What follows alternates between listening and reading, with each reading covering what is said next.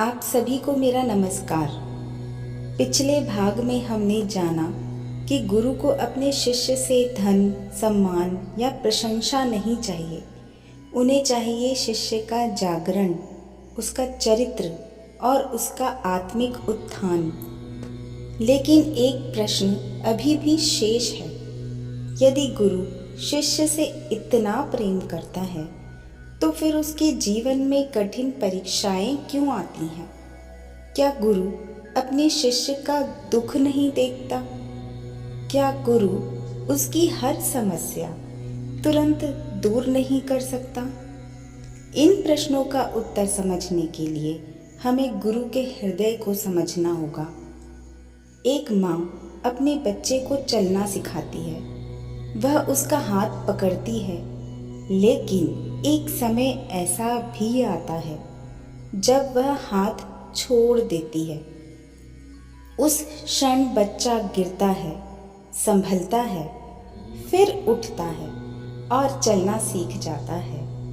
यदि माँ जीवन भर उसका हाथ पकड़े रखे तो बच्चा कभी चलना नहीं सीखेगा। ठीक उसी प्रकार गुरु भी हर क्षण शिष्य को संभालते हैं, पर हर कठिनाई को हटाते नहीं। कुछ परीक्षाएं इसीलिए आती हैं ताकि शिष्य भीतर से मजबूत बने। गुरु जानते हैं कि सोना आग में तपकर ही कुंदन बनता है।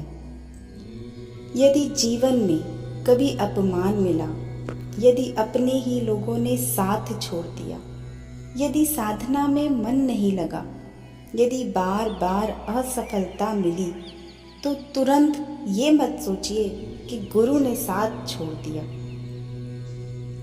कई बार वही समय गुरु की सबसे गहरी शिक्षा का होता है। गुरु की कृपा हमेशा चमत्कार के रूप में नहीं आती।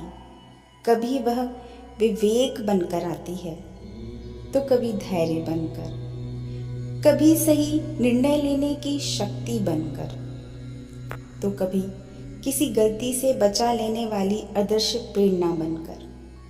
शिष्य अक्सर चमत्कार खोजता है, गुरु परिवर्तन खोजता है। शिष्य चाहता है कि परिस्थितियां बदल जाएं और गुरु चाहता है कि शिष्य बदल जाए। क्योंकि जब शिष्य बदल जाता है तो वही संसार उसे नया दिखाई देने लगता है। याद रखिए, गुरु का मौन भी शिक्षा है। कभी कभी शिष्य सोचता है कि गुरु ने उसकी बात का उत्तर नहीं दिया, लेकिन हो सकता है कि गुरु शब्दों से नहीं, समय के माध्यम से उत्तर दे रहे हों। जीवन में जो भी घटना आती है वह शिष्य को कुछ सिखाने के लिए ही आती है। यदि शिष्य सीख लेता है तो वही कठिनाई उसकी उन्नति का कारण बन जाती है। एक और बात, सच्चा शिष्य वो नहीं जो केवल गुरु के सामने विनम्र हो।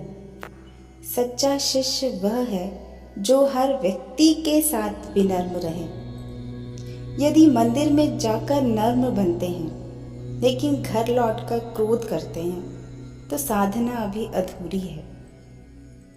यदि पूजा में आंसू आते हैं लेकिन किसी दुखी को देखकर हृदय नहीं पिघलता तो भक्ति अभी पूर्ण नहीं हुई। गुरु चाहते हैं कि शिष्य का धर्म केवल मंदिर तक सीमित ना रहे, उसका प्रत्येक व्यवहार ही पूजा बन जाए। उसकी वाणी में मधुरता हो, उसके कर्मों में करुणा हो, उसके निर्णयों में सत्य हो और उसके जीवन में सेवा हो। यही गुरु की इच्छा है।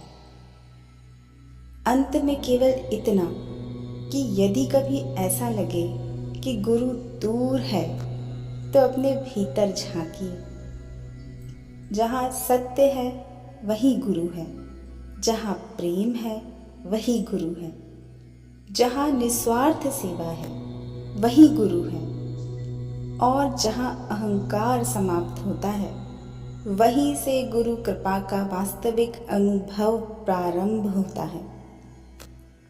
आइए आज हम सब एक संकल्प लें। हम केवल गुरु का नाम ही नहीं लेंगे, बल्कि उनके बताए मार्ग पर चलने का प्रयास करेंगे।